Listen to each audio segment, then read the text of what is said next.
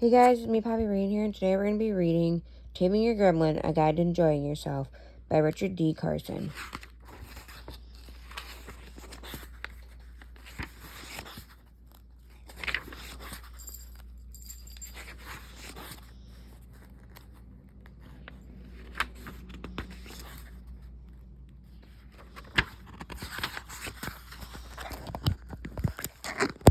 Chapter 1, Introduction.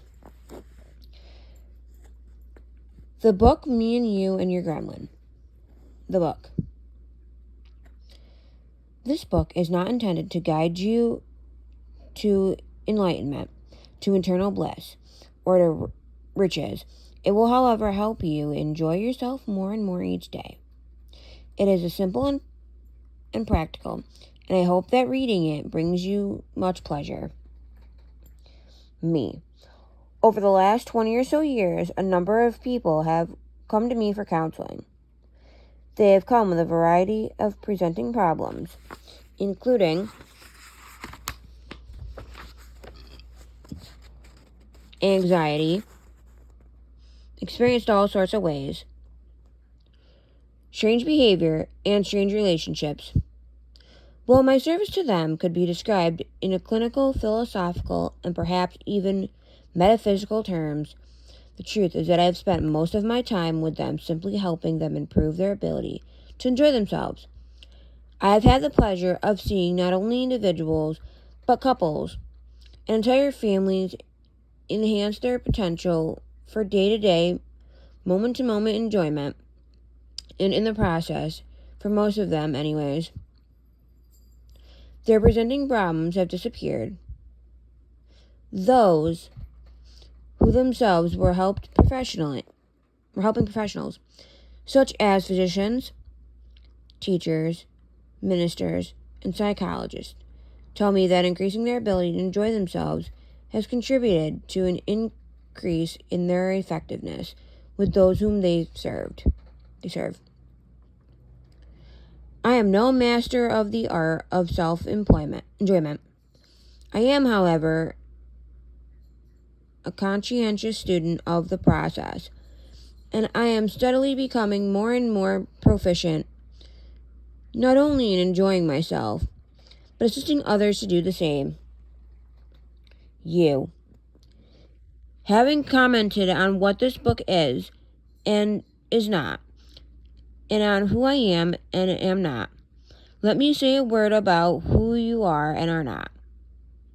You probably already know, or at least sense, that you are not your body, your feelings, your thoughts, your personality, or even some complex combination of these variables.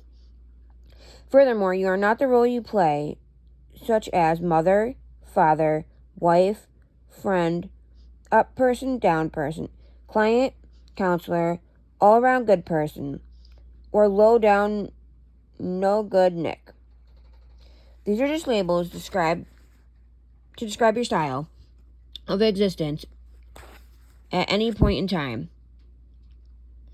The real you is a pure life force and is not limited by your concepts of the ideas about who you are.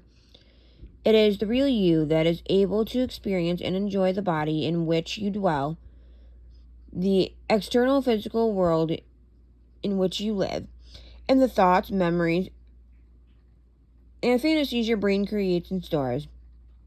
I do not know all there is to know about the real you or the real me, for that matter, but I have experienced enough to know that the real you is beautiful beyond your most creative fantasy, and allowed you to do so, it will guide the involvement of your life in a manner that will feel terrific.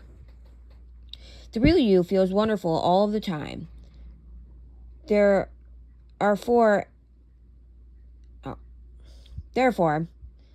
more you are able to allow the real you to complete freedom, the more you will enjoy yourself. This may sound simple. That is because it is. But it is not easy, for while you are created capable of complete and constant enjoyment, there is within you a gremlin, intended on squelching your very essence and consequently your level of enjoyment. You and your gremlin.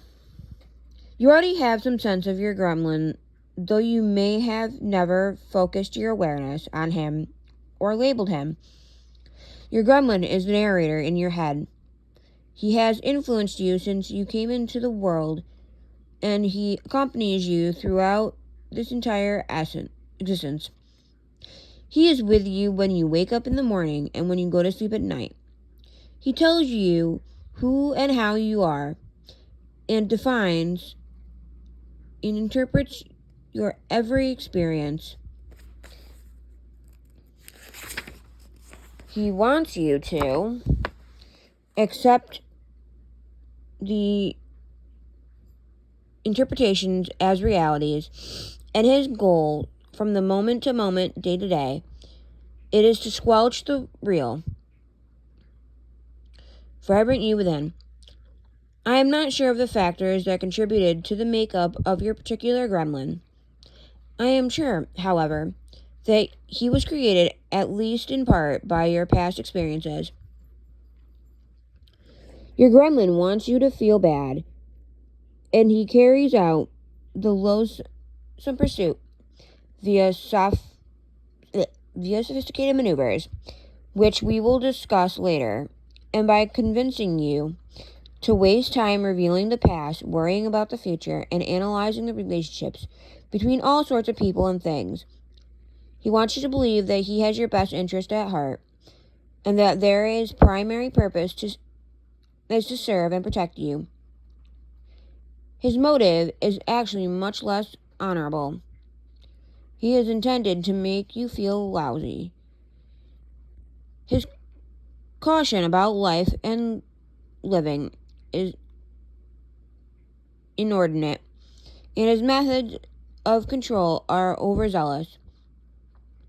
If by chance you are familiar with these theories of psychotherapy, take note that your gremlin is not the parent ego state of Eric Berney's traditional analysis, the top dog of Fritz Perls' Gestalt theory, or the superego of Sigmund Freud's psychoanalytic theory. He is not merely a part of your psychological makeup. He is a gremlin, and his personality, like his dastardly intentions, is all his own. One thing's for certain, as you begin to simply notice your gremlin, you will become acutely sensitive to the fact that you are not your gremlin, but rather his observer. You will see clearly that your gremlin has no real hold on you. As this awareness develops, you will begin to enjoy yourself more and more. It is to you, the observer, that this book is written. Simply noticing. The simply and simply noticing cannot be overstated. Simply noticing has nothing to do with analyzing, understanding, predicting the future, or undoing the past. Simply noticing involves only simply noticing.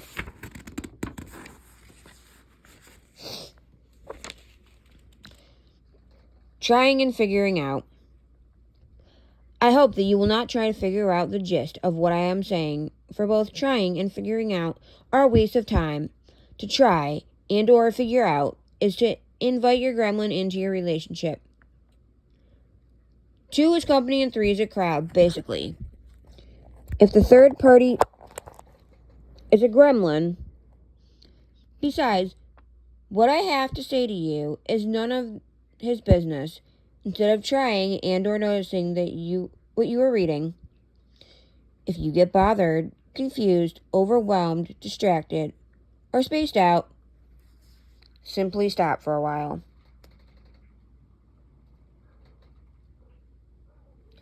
That's today's reading, guys. I know it's a short one, but I've got a lot of other readings to do and things to do today. So we will not be reading chapter 2 today. We will read that another day. Bye for now, guys.